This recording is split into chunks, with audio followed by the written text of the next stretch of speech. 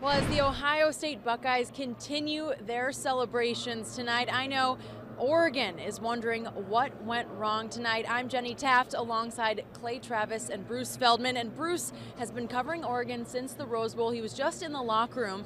Off the top, what was the mood like in the Oregon locker room right after this loss? Well, obviously it was really somber. I think one of the big things you saw from a lot of people, not just young players, but even coaches, was feeling really sad if this is Marcus Mariota's last game as an Oregon player, that he went out this way. I talked to Charles Nelson, who's the young receiver there. He's a freshman, had a really crucial drop early in the game on third down.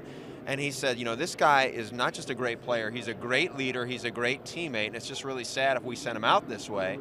Even Matt Lubick, who's the passing game coordinator, said, you know, this is the best player I've ever been around, and you hate to think that this is the last game that he'll play as a college player, and that you don't want people to remember Marcus Mariota for this game. And Clay, where does Oregon go from here after this loss? That's a great question. As Bruce just said, Marcus Mariota, the best quarterback they've ever had in this offensive system. Who knows who's going to be next? There's been rumors of Braxton Miller transferring there.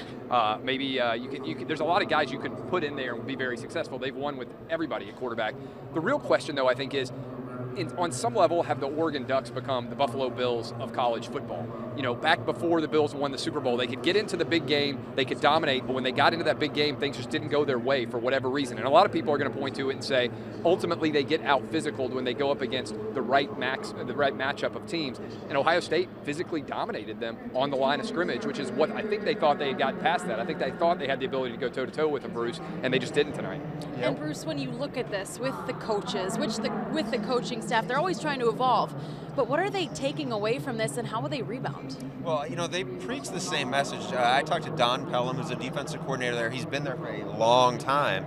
And the biggest thing he said is, you know what, we're going to keep doing what we do, and we know we're eventually going to win a national title because we're getting better players. A lot of the players, they look around, most of them are young players.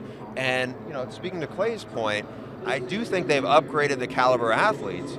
But tonight, when it came to Ezekiel Elliott, they had no answers. And you have to wonder, you know, that was a question mark defensively. I mean, against Florida State in the Rose Bowl, it felt like Florida State really stopped themselves. If they didn't have the turnovers, they were scoring. I think that's what we saw tonight. Ohio State had 4 turnovers and still won the game. That's the most turnovers they had all season, and it still won by 3 touchdowns. I want to know how often that happens. I'm not a stat maven, but to win by 3 touchdowns and lose a turnover battle by 4 is pretty unprecedented. It speaks to the domination that Ohio State had tonight. Well, when you think about this Oregon team and Marcus Mariota and what he meant to the program, I covered the Pac-12.